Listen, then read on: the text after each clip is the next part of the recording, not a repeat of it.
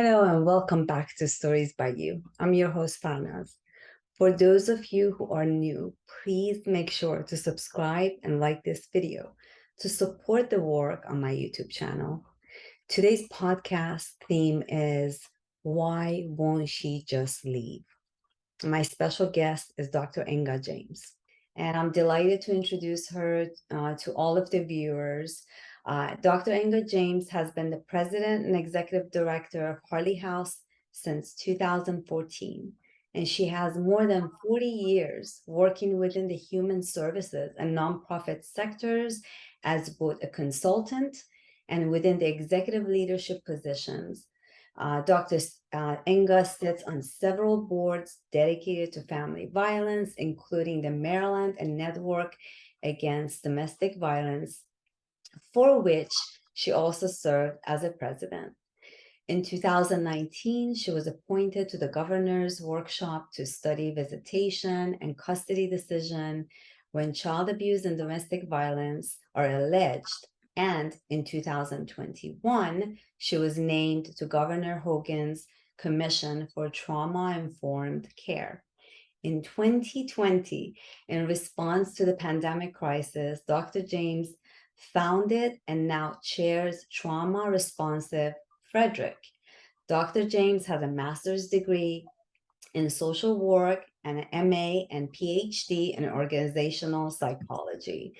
I am so delighted to have Dr. Inga joining us. Thank you so much for being humble and taking the time of your day to have this conversation with me. And we hope the viewers can just relax and take note of some of the discussions here that's really important, maybe to someone that you know that you can share. So with that, we welcome Dr. Inga. And if you want to say a little bit about yourself, Dr. Inga, and also we'll go into the first question as to what are some of the reasons a victim of an intimate partner violence cannot or will not leave an abusive relationship.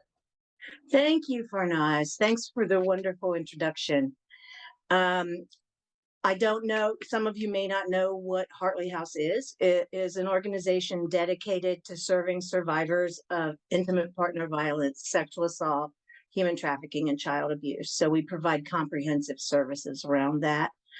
Obviously, one of the most frequent questions that I get, and I think most of my staff get, is why doesn't she just leave? If she is being treated that way, why doesn't she get out? And there are probably as many reasons to not leave as there are victims, but they can be grouped into a couple of categories. One being fear. I think that's the absolute biggest concern is fear. Fear of not having a father for the children. Fear of the fact that you have no resources because your abuser won't allow you to have checking account, credit card, or any extra cash. So fear of not being able to support yourself, support your children. Fear of losing perhaps your husband or your partner's family, because when these things, when people tend to separate over allegations as I guess as strong as abuse and assault, then families take sides. But one of the biggest fears is rooted in history and rooted in research, and that is that leaving is the most dangerous time for a victim of intimate partner violence or domestic violence. That is when the abuser is losing control and understands he or she's losing control and acts to regain that control, whatever that might be. Things like putting a tracker on the victim's car so that the abuser knows where the victim is at all times. That can be highly intimidating because that means you can't go anywhere. And so the fear of the violence getting worse is one of the biggest decision factors that victims use. Another factor is love, to be honest. There was love in this relationship at one time, or they would never have gotten together in the first place. And those emotions, if any of you have been in love or been in love with the wrong person, those emotions don't go away easily, even if it is the wrong person, even if your safety is being challenged. So there's always this hope with that love that that we can make things better, that if we just worked a little harder, we can make things better, because I love this person. He's a wonderful father, which, believe it or not, many are. And he's nice to me sometimes. And so that love can be really hard to fight against, especially if you have children who love their father as well, or mother. I don't want to speak in one gender here. Sure. And the other thing is oftentimes is the lack of self-esteem, because individuals who are abusers use whatever method they have at their disposal to control the person. And a lot of times, most times, that control is established with psychological and emotional violence. We call it emotional abuse, name calling. Nobody would ever want you. I don't know how many times I've heard a victim say, "Oh, you told me all the time nobody'd ever want me. I'm damaged goods now." And after a while, that sinks in. And victims feel as if they don't have the strength or the capacity. They doubt themselves and don't believe they can leave, don't believe any other lot is available to them. And so there are a lot of reasons that people don't leave, because the abuser has taken full control and has left very few loopholes or ways out. So I think it's important for people to understand that the reasons are legitimate and valid, and they work for that person at that time. A person who wants to leave, the average is 7 to 9 attempts before it works. Wow.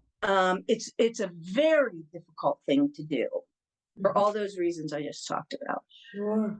And you have the magic word sometimes. Right. And it's just really clear that we have to be very forgiving. We, those that work with people in intimate partner violence situations, we have to be very forgiving when they come to our shelter, leave the next day, come back the next month, leave the next day.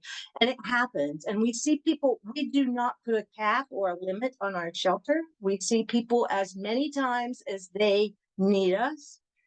And so, yes, we see that repetitive behavior where it takes so long. We've been working with a woman who's now in her 70s to get a protective order against her husband, to whom she's been married for 40 years. And we've been working with her for 10. Wow. Trying to help her leave. We never push, because the victim knows when the safest time to leave is. We don't. So we never push. So building their confidence is more what the therapist works with the individual. It's building the confidence, but it's also helping the client understand what their options are. So if you do decide to leave, this and this and this is available to you. If you don't leave, let's help you anyway. And we'll create a safety plan for living with an abuser, what to do to make sure you don't die. Sure. And so the safety plan is all around things like, don't go into a room where there might be weapons, like the kitchen. You can stay out of the kitchen, stay out of the kitchen. You can stay out of the bathroom because there's so many hard, solid surfaces, stay out of the bathroom. So these are different safety tips that we give to people who are not ready or cannot yet leave their abuser. Wow, that's awesome. I mean, it's amazing that there's so many organizations. I know, like Harley House It's located in Frederick County, so it's specific for the Frederick County, Maryland, but then all the other counties have different support system as well. But it's so great that we have those things in place, and so many people can take advantage of the therapeutic Mhm. time with someone to kind of sort of give them the option to make their own decisions, but not really force them to do anything that they don't want to do. Right. So this leads me to my next question, that what role does the trauma play in the decision to leave or not to leave that abusive relationship? It plays a very important role because trauma changes us.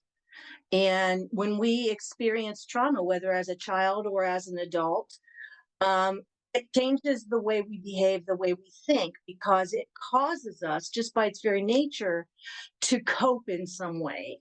And sometimes our coping mechanisms are not the most appropriate or the most healthy for us, like substance use.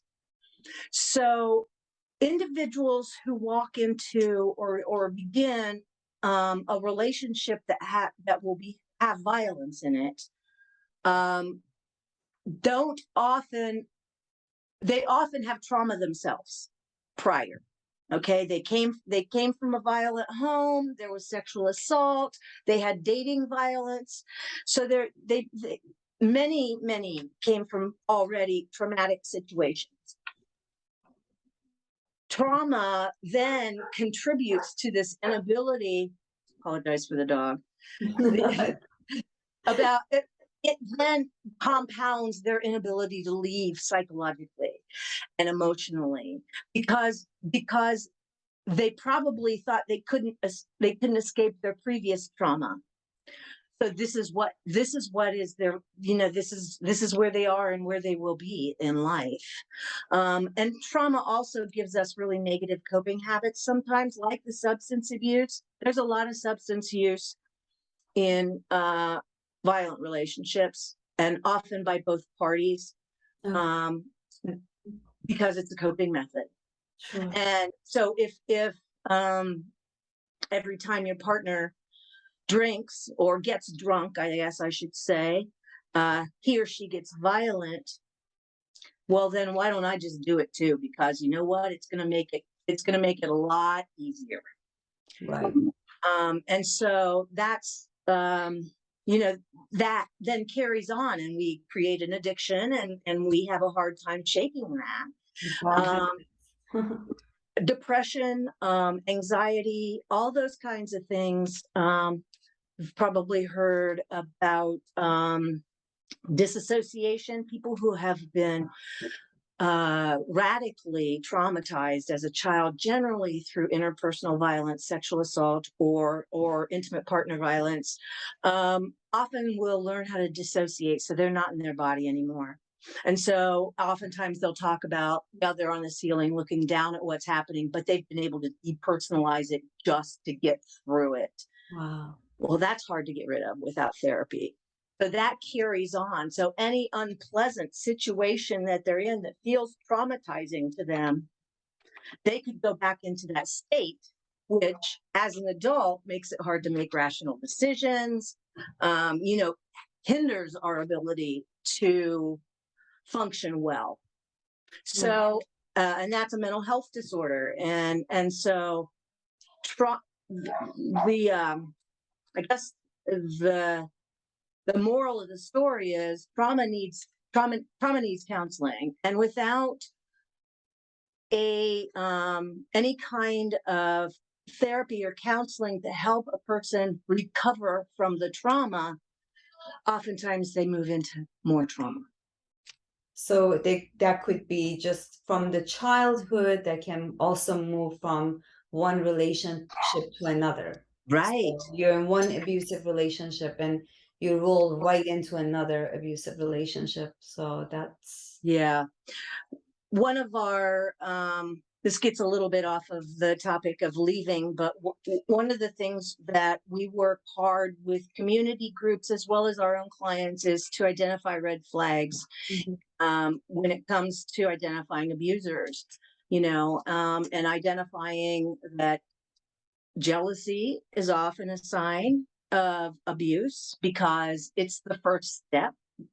It often Jealousy can lead to, checking the person's phone all the time, following the person, extreme violence because of things that have been conjured up in the mind that have no truth.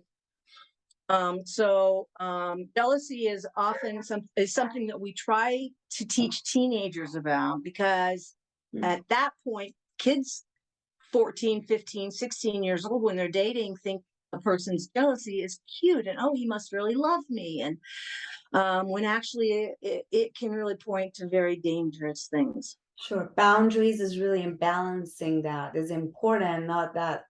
So you're not saying that someone shouldn't ask, but show interest, but not to an extreme where it becomes unhealthy. Yes, Okay. exactly. Okay. Yeah, well, I mean, it's easy to identify when it crosses that line where Sure. somebody says, "Oh my gosh, every half hour he wants to look at my phone, see who's texting me. Isn't that sweet? He just wants to know all about me." Well, no, that's not true, and we want teenagers to realize that. Very good. I mean, that's amazing, because that was one of the other question. It's really not related, but it's something I had in mind, that really the stuff that you all are teaching and stuff that's happening, it should be as like an educational course for kids, something that they can learn about red flags for abusive Yes. relationships so they don't get themselves into it. But let's move on to the third question. Okay. So the third question I had is, why do you think some people blame the victim for not leaving? Yeah, that's a good question. Um, it happens in sexual assault. It happens in domestic violence, where the victim is blamed, and I think part of it has to do with, if it's the victim's fault, then it won't happen to me because I won't do that, Oh, right? Um, and it hits too close to home to be the victim. sure. And so, if we can see ourselves in the victim, then, well, actually, we don't want to see ourselves in the victim because we don't want to ever put ourselves in that place. It's a frightening thing to do. And so we're not going to relate to them at all. They're going to be foreign to us. And so they have foreign attitudes that we don't understand, that keep them in their situation because they're nothing like me. I Right. think that's the biggest reason. Um, I think a second reason is what we've been talking about, which is ignorance. They just don't know. They just don't know. And then some have personal experience where it's been very painful for them to watch a family member or a friend go through this. And, they got to the point because they helped and helped and helped and it didn't help. They Yeah, I got to mean, the point where they say, I can't support this person anymore. right. And it's I think this whole thing that we're talking about leads me into the fourth question, is something that's been on my mind, because you know people that I love and people that I know that are dealing with just such not good relationships and just bad habits, and they just think it's natural or normal, which, as a Mm, survivor myself, with domestic violence, I've had the experience knowing some of the stuff I'm hearing is not natural or normal. And so leads me into the next question. If there is someone out there that's in a abusive relationship, how do we help them? What do we do? there are a couple really easy things that we can do. I know you probably have listeners all over, so I won't get Frederick County-ish on this. But one thing is to call the domestic violence hotline. Um, you can call as an anonymous person. It's a national line. Nobody's ever going to know you. You can call as an anonymous person and say, listen, I've got this friend. I don't know what to do. And they'll talk you through it. That's one idea. Another idea is to get into a relationship with the local domestic violence organization. Like you mentioned, every county in Maryland has an organization to help domestic violence victims. And so there are local organizations that you can talk to on a local level who can tell you about resources and those kinds of things. But be a friend. Always be a friend. Don't get nosy. The person will tell you about the violence at their own speed. And when it feels comfortable, let the person talk and just say, I support you. Let me help. What can I do? No matter what you choose, I support you. Just make sure the person knows that you got their back. Sure. Because domestic violence is very isolating. And that's another technique that abusers use, is they isolate their victims so they have nobody to fall back onto. Yes. So you as a friend or a family member can say, I'm not falling into that trap. I'm going to support you. Please call me anytime. So, and give what you can give to the person. Yeah. So as an individual, one out of 3 women are victims of domestic violence, or have been or will be. 1 out of 3, 30%. I've been in events before where I've talked about this, where I've said I gave those very statistics, and I said, okay, everybody, look to your left, look to your right. You're in a position of 3 right now. One of you.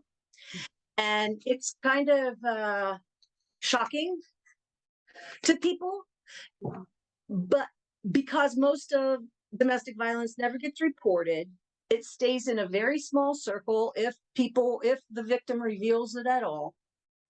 And so the great swath of us never have to deal with domestic violence if we don't want to.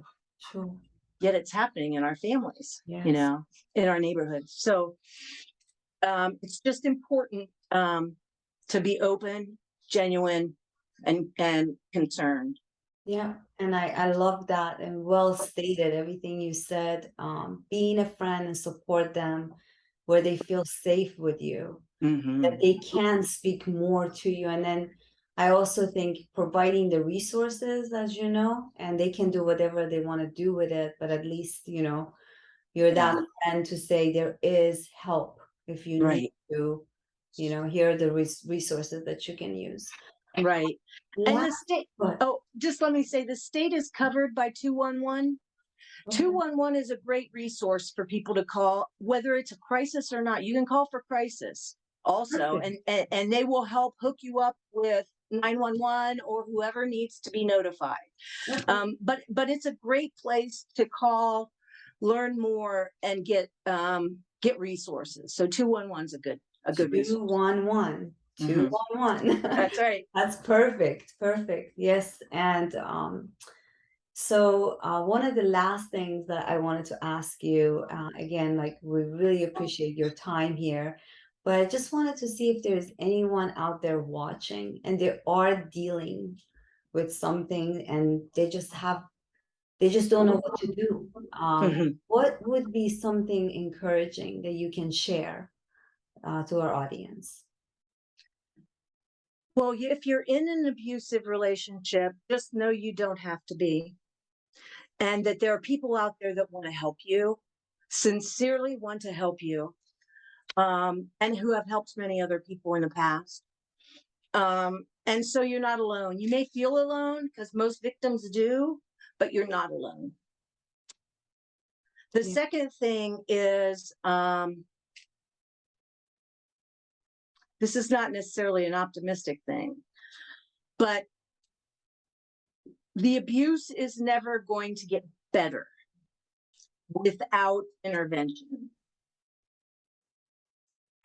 If you think you can control it, you would probably be 1 in a million to be able to do that, because victims are not the ones in control.